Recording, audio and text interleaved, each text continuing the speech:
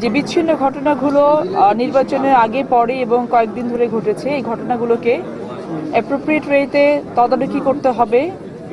যারা দোষী তাদেরকে দল মত ধর্মবর্ণের ঊর্ধ্বে উঠে গিয়ে শুধুমাত্র দোষী হিসেবে ট্রিট করে তাদের বিরুদ্ধে আইনি ব্যবস্থা গ্রহণ করতে হবে। তদন্তগুলো অবশ্যই যেন নিরপেক্ষভাবে করা হয়।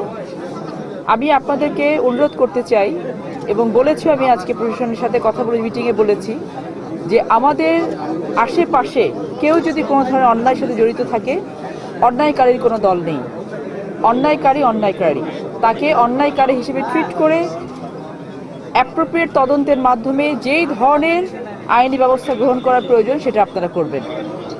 দ্বিতীয়ত, ফ্যামিলি কার্ড এটা বাংলাদেশ জাতীয়তাবাদী দলের নির্বাচনী ম্যানিফেস্টোর মধ্যে সবথেকে গুরুত্বপূর্ণ একটি ম্যানিফেস্টো ছিল এবং আমি সমাজ কল্যাণ মন্ত্রণালয় এবং নারী ও শিশু মন্ত্রণালয়ের দায়িত্বপ্রাপ্ত প্রতিমন্ত্রী হিসেবে আমার সমাজ কল্যাণ মন্ত্রণালয় এই ফ্যামিলি কার্ডের পুরো সেক্রেটারিয়াল সাপোর্টটা দিচ্ছে ফিনান্স মিনিস্ট্রির সাথে করে।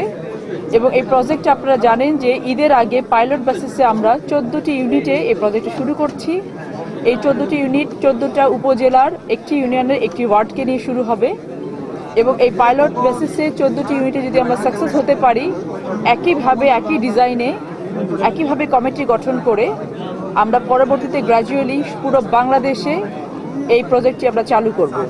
আপনারা জানেন যে ফ্যামিলি কার্ড হচ্ছে একটি পরিবারের জন্য, পরিবারকে অর্থনৈতিকভাবে স্বাবলম্বী করার জন্য এবং পরিবারের বয়োজ্যেষ্ঠ নারী যে প্রতিনিধি থাকবেন, নারী বা মা বা বোন, তার নামে ফ্যামিলি কার্ডটি হবে। এটি একটি ইউনিভার্সাল প্রজেক্ট। গ্র্যাজুয়ালি এটি সবাই আমরা পাবো, অবস্থা ভেদে সবাই পাবো।